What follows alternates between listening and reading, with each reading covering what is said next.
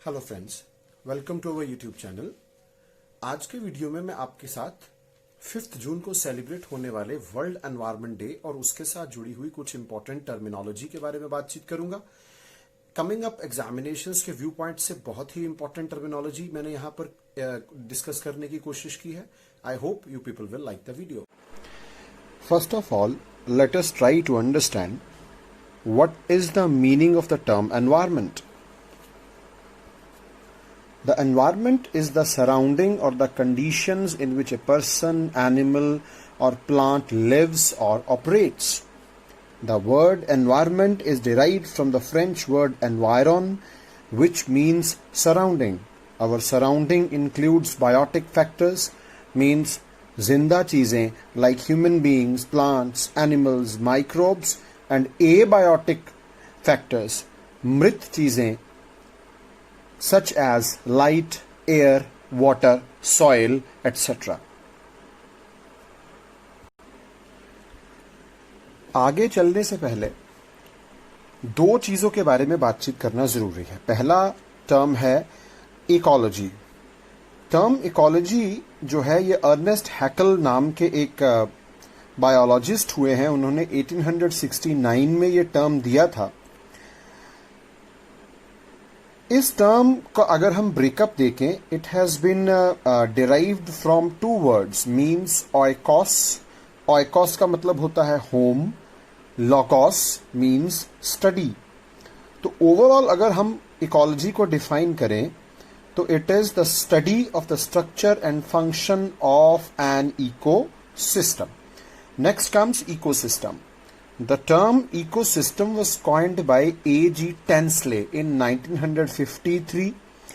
Ecosystem is defined as a natural unit consisting of plants, animals, microorganisms, मतलब इसमें biotic factors और साथ में non-living physical या abiotic factors जैसे light, heat, air, etc. तो इन सब चीजों को मिला के हम ecosystem बनाते हैं।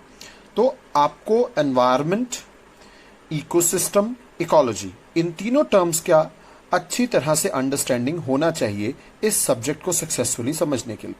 For a quick reference, father of ecology कहा जाता है अलेक्जेंडर वॉन हम्बोल्ट को, और the father of modern ecology कहा जाता है जी एवलिन हचिनसन को।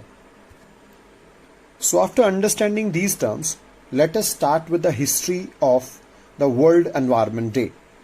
1972 में यूनाइटेड नेशंस की एक मीटिंग होती है स्टॉकहोम में, जिसको Stockholm conference on human environment कहा जाता है, और यहां से इस डे का कॉन्सेप्ट ओरिजिनेट होता है। 2 साल बाद 1974 में पहला वर्ल्ड एनवायरनमेंट डे मनाया गया और इसका थीम था ओनली वन अर्थ। तो तब से एनुअली इसको होल्ड किया जाता है, और 1987 के बाद अलग अलग होस्ट कंट्रीज का कॉन्सेप्ट शुरू हुआ। What is a host country? हर साल वर्ल्ड एनवायरनमेंट डे का एक होस्ट कंट्री होता है जहां पर उस वर्ल्ड एनवायरनमेंट डे के थीम के साथ जुड़ी हुई सब सेलिब्रेशंस जो होती हैं, जैसे इस साल Colombia in southern American continent in partnership with Germany. तो इस बार basically Colombia is the host और जर्मनी जो है इनके पार्टनर के तौर पर इनको सपोर्ट कर रहा है। What is the importance of world environment day? World environment day एक ऐसा ग्लोबल प्लेटफॉर्म है जो लोगों को पॉजिटिव चेंजेस की तरफ इंस्पायर करता है। ग्लोबल चेंजेस को लाने के लिए एक ग्लोबल कम्युनिटी बनानी पड़ेगी, उस तरफ ये एक थॉट प्रोसेस को पैदा करता है। ये लोगों में अवेयरनेस लाता है कि हम इस अर्थ के ऊपर किस तरह से कंजम्पशन करें, बिजनेसेस किस तरह से ग्रीनर मॉडल्स को डेवलप करें, फार्मर्स, मैन्युफैक्चरर्स किस तरह से ज्यादा सस्टेनेबिलिटी के साथ प्रोडक्शन कर सकें, और गवर्नमेंट्स किस तरह से वाइल्ड स्पेसेस को सेफगार्ड कर सकें। बीच में एक टर्म आई है सस्टेनेबिलिटी। सस्टेनेबिलिटी का मतलब होता है कि आज की जनरेशन्स इस तरह से कंज्यूम करें रिसोर्सेस को कि फ्यूचर जनरेशन्स की नीड्स के साथ कॉम्प्रोमाइज ना हो। Now let us talk about the theme of world environment day. हर साल वर्ल्ड एनवायरनमेंट डे का कोई ना कोई इंपॉर्टेंट थीम होता है और उस साल उसी थीम के आसपास सारा वर्क किया जाता है। जैसे ईयर 2020 में थीम है biodiversity, a concern that is both urgent and existential. तो इस बार जो भी वर्क किया जाएगा वो इसी थीम के आसपास किया जाएगा। यहां पर 2015 से लेके 2020 तक के थीम्स की एक छोटी सी लिस्ट है आपके पास। जैसे 2015 में 7 billion dreams, 1 planet consume with care.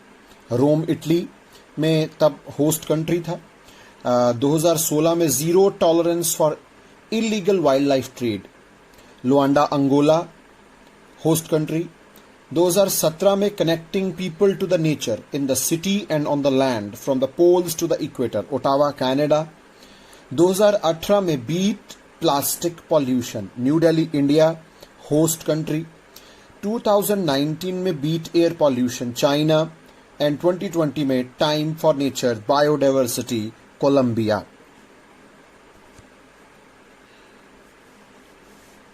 Colombia के बारे में, कोलंबिया जो है ये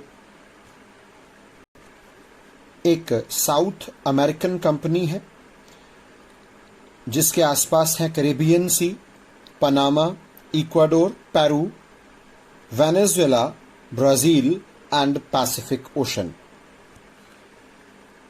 Colombia is one of the largest mega diverse nations in the world. Mega diverse का मतलब होता है जहां बहुत ज्यादा वैरायटी ऑफ लाइफ मिलती हो। 10% ऑफ द प्लैनेट्स बायोडाइवर्सिटी इनके पास है। बायोडाइवर्सिटी का मतलब होता है variety of life. Bio means life, diversity means variety. Amazon rain forest का इसके पास बहुत बड़ा हिस्सा है। बर्ड और ऑर्किड स्पीसीज में नंबर 1 पर है।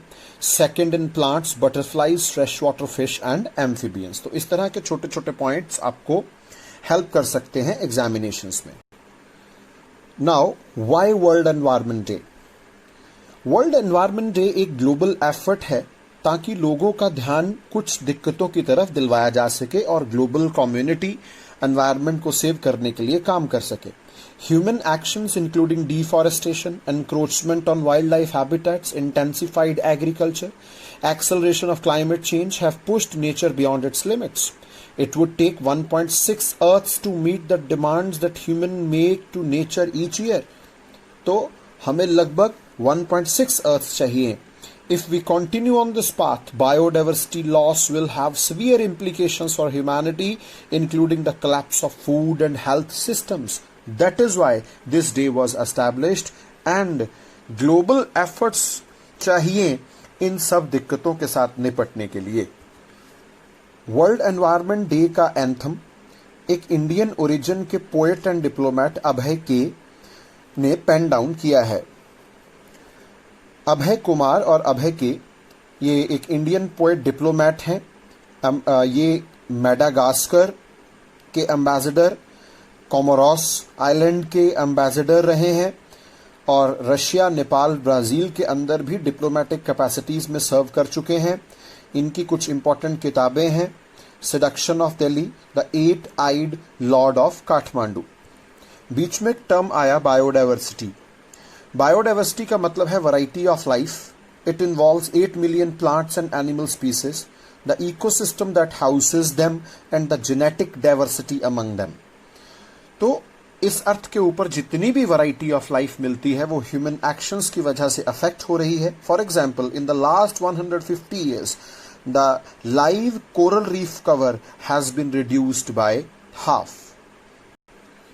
और FAO के अनुसार, फूड एंड एग्रीकल्चर ऑर्गेनाइजेशन के अनुसार, इस अर्थ के ऊपर 3 मिलियन से 100 मिलियन तक स्पीसीज हो सकती हैं और फॉरेस्ट के अंदर 80% of terrestrial plants and animals मिलते हैं। टेरेस्ट्रियल मतलब जमीन पर पाए जाने वाले, that is why biodiversity conservation is very important, because अगर बायोडाइवर्सिटी का लॉस होता है it is going to disrupt our entire natural system. एक क्विक रेफरेंस के लिए 15th मीटिंग या conference of parties 15 convention on biological diversity की अक्टूबर 2020 में होनी थी, लेकिन इसको रीशेड्यूल कर दिया गया है 2021 के लिए ड्यू टू कोविड-19 पैंडेमिक। बायोडाइवर्सिटी के बारे में एक और इंटरेस्टिंग फैक्ट है, half the world species live in tropical rain forest.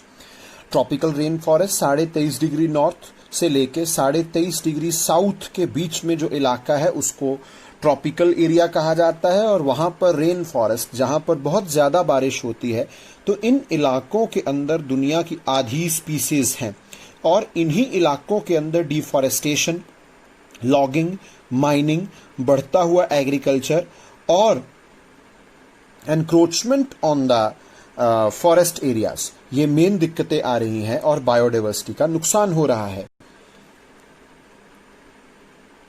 Related international days, इन सबको आप लोग खुद ढूंढेंगे, ये आप लोगों के लिए क्वेश्चन छोड़े जा रहा हूं।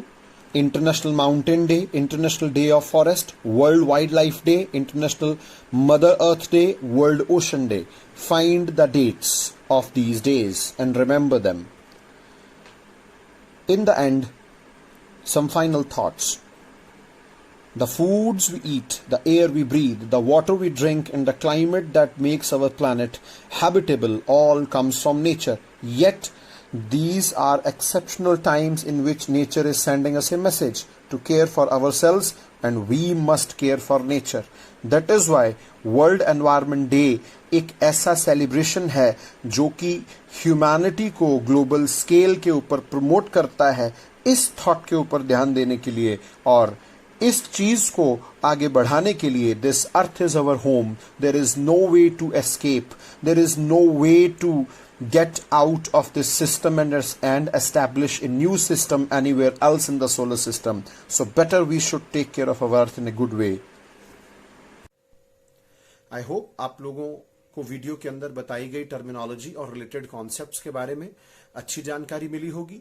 इन सब चीजों को अच्छी तरह से पढ़िए, समझिए। ये अपकमिंग एग्जामिनेशंस के लिए बहुत ही ज्यादा इंपॉर्टेंट कॉन्सेप्ट्स हैं। Keep visiting our channel, subscribe our channel, and keep spreading our channel so that good knowledge can reach maximum possible number of students in shortest possible time. Thanks a lot. Stay safe, stay inside. Have a good day.